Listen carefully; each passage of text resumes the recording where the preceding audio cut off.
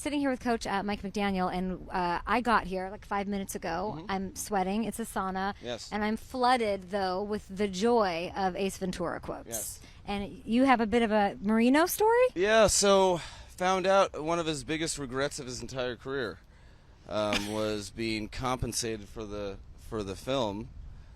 He took the lump sum instead of the residuals, right? And I think it was something that was that pales in comparison to what it would have gotten. I think he didn't totally see the cult classic. Yeah. You know, he thought it was kind of like word on the street is Jim Carrey showed up in his first like when they were pitching it to him. He showed up in the ensemble he was wearing at the mental institution. Yes, the yes, tutu. yes. The tutu. Yeah. So that's iconic. So he didn't feel very strong about the prospects of it. Ultimately took a small lump sum that still eats at him to this day. Do you hear from him a lot? Do you guys talk about football? Oh yeah, he's got an office.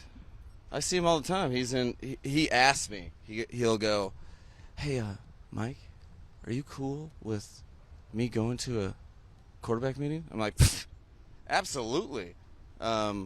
He's very, very humble, unnecessarily humble. If I had a boulevard that I exited off of to get to work, I wouldn't be as humble as he is. But he does a great job, and is at most of our practices, even the ones this hot.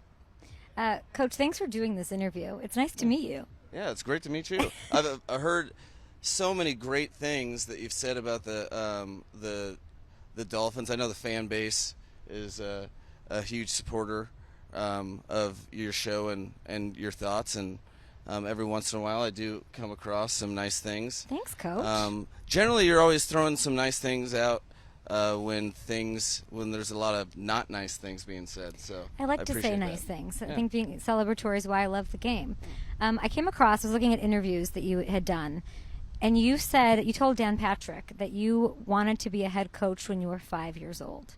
You're Yes. the only person I've ever met, known, or heard of that thought that way. Is that true? Tell me about that. Yes, it was. I was very much a realist.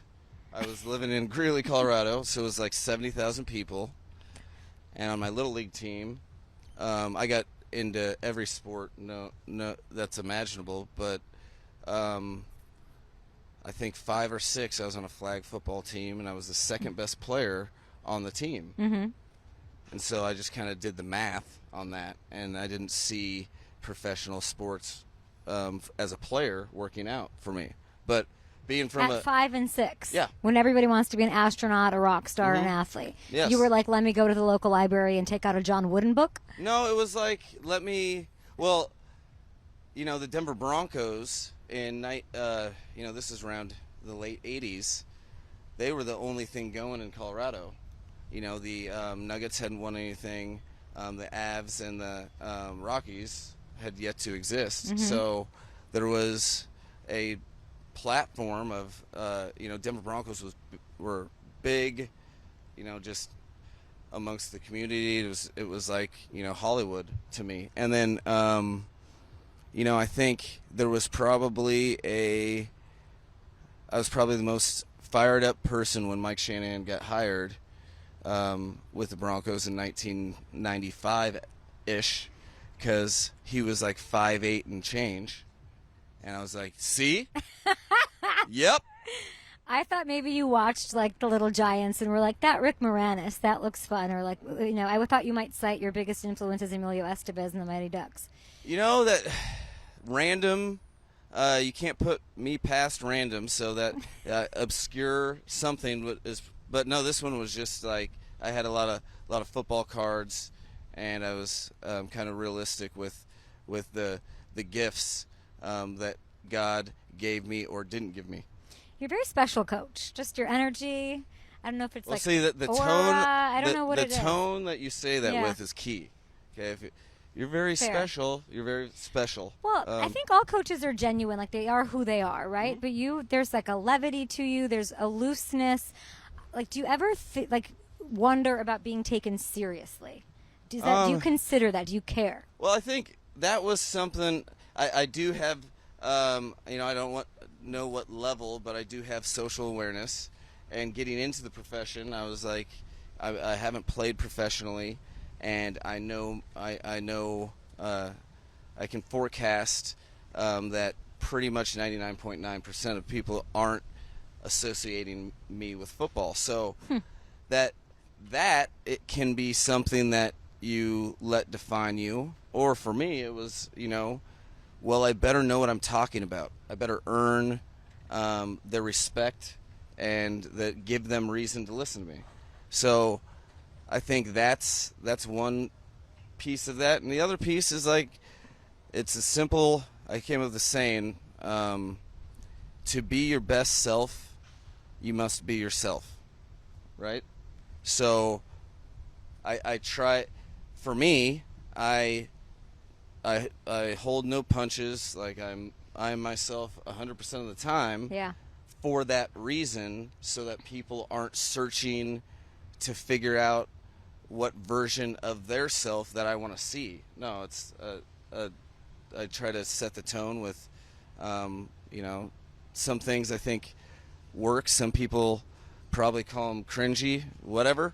I'm just myself, and that's because I want all people that I'm working with to operate on along those same lines. And I like that you're like that in front of the media too, because you give really thoughtful answers, and we obviously eat it up and we love hearing it. You got the it's a favor to myself because and this to just us. in, fans, right, pay our salaries. Ipso facto. The connector of fans, you should probably embrace, because if you want to make money doing your job, you need them. So Yeah. I love paying it forward to myself. Let's get to some football here. 2024 Dolphins. You, years ago, got this gig, and I loved that you were like, I'm here because of Tua. You took Tua in and said, I'm going to get the greatness out of him. What is one thing back then, because you only had to have a couple conversations with him at that point, watched a little tape, took this job. What did you not know? What was the pleasant surprise that you did not know when making that statement that you now know, and you're like, F yeah, this is pretty cool too? I think he has. I didn't know he has a strong coordination muscle memory. Okay. So there's a lot of things that we do offensively that have never before and hadn't up to the point asked quarterbacks to do, whether it's being in the shotgun, turning your back to the defense and doing some pirouette thing. And I didn't know any part of his physical game that way. And then I also, I have this one memory, we talk about it often. The first time, there was a lot made about the tape that I made, that I showed everybody that had eyes in the building, and showed him as well. Well, his disposition and him as a person, when he came into my office, which was the first time that he came in my office and watched that, I saw a guy that was kind of looking at me, trying to figure out what I wanted him to, how I wanted him to behave, and just kind of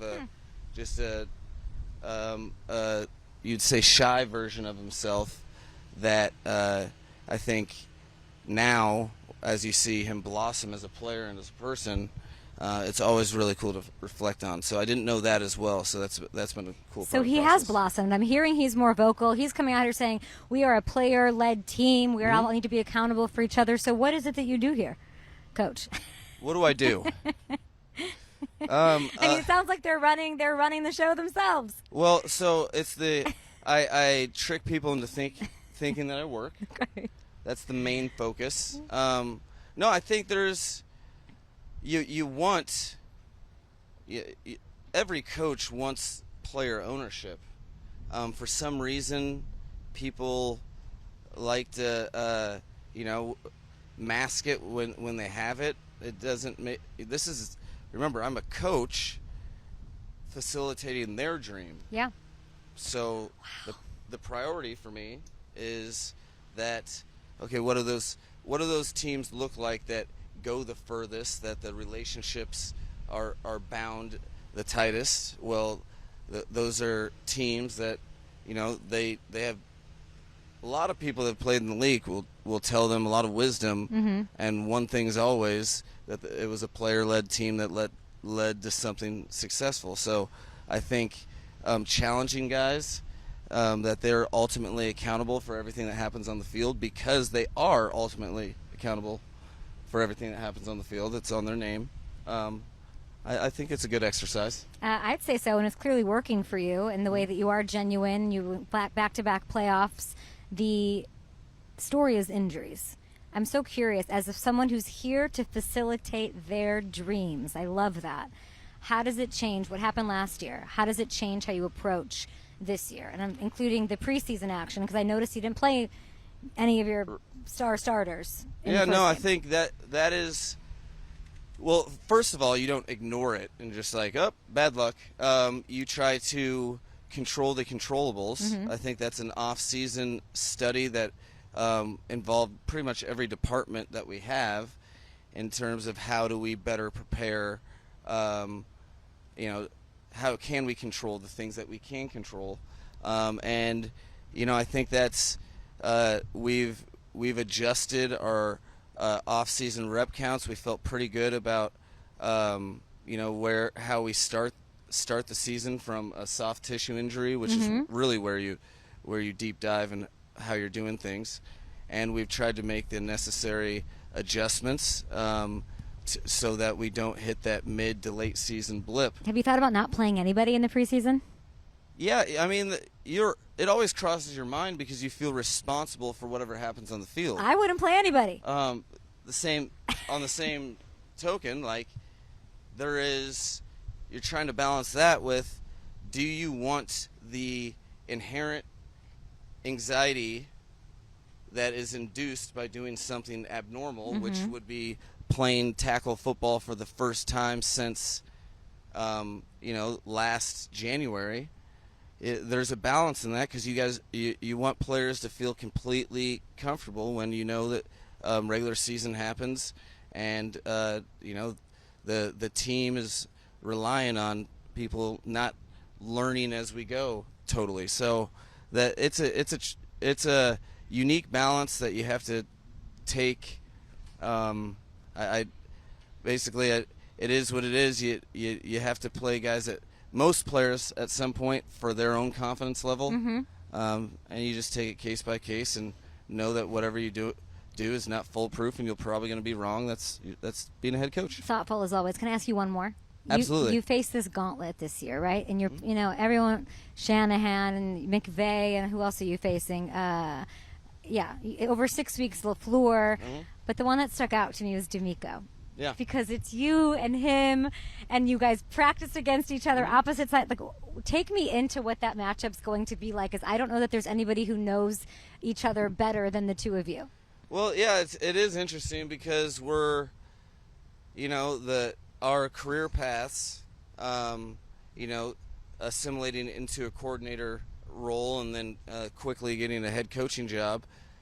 Along the process, we're kind of, communicating daily about different nuances that give issues to our various schemes, and then having the retorts when you bring up those.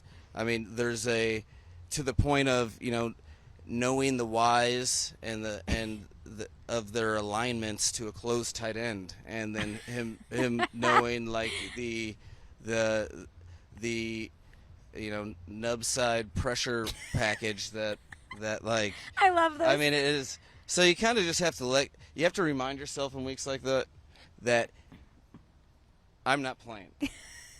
So let go of all this stuff that you know, but it is a tricky thing that I'll probably have to write down and then rehearse myself before we match up that week. I can't wait. You're healthy. Here we are. We didn't even talk about the defense. I think it's super underrated. Hopefully everyone can be shot out of a cannon. I would say don't play anybody in the preseason, but do as you will. And we're approaching 24 past the hour, so I'm sure you've got a meeting to get to, huh?